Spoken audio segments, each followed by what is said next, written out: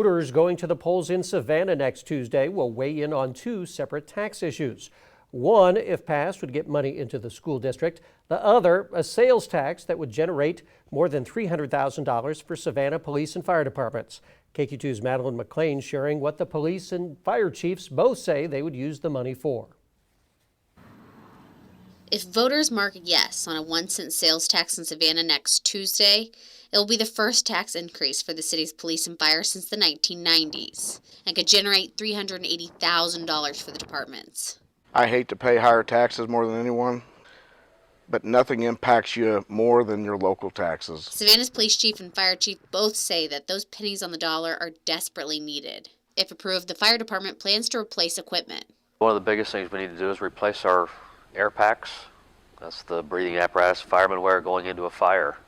The ones we have are currently outdated and need to be replaced. And that would be in the tune of around $8,000 a piece. The fire department needs 12. On top of that, the fire trucks are running on borrowed time. The newest truck is a 2004. In 20 years, computer systems on these vehicles start to shut down. And we can't have a truck breaking down in front of somebody's house when their property's on fire. The police department has a different set of needs. Manpower is our huge issue. We're down 2 positions and we can't get anybody to apply. Our salaries are extremely low compared to everyone around us. Right now, the police only have enough officers to send 1 police car out patrolling in a city of more than 5,000 people with schools, businesses, and rural homes.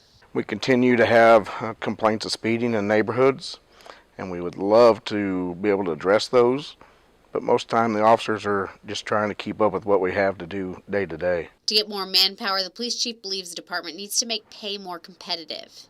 Our starting salary is $15.50 an hour. We heard Maryville just went up to $20 an hour. It's hard to attract officers when we're $5 an hour below. The two chiefs say this money could go a long way in keeping the city, its officers, and firemen safe. And they hope that voters see that too. I hope the voters realize that this is a need for the community and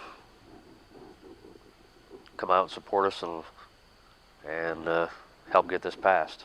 Reporting in Savannah, Madeline McLean, KQ2 News.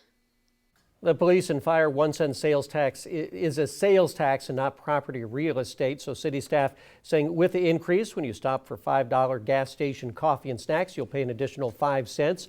Or when your family goes out for a $50 dinner at a restaurant, it would potentially cost you 50 cents more. Again, voters in Savannah going to the polls tomorrow, next Tuesday.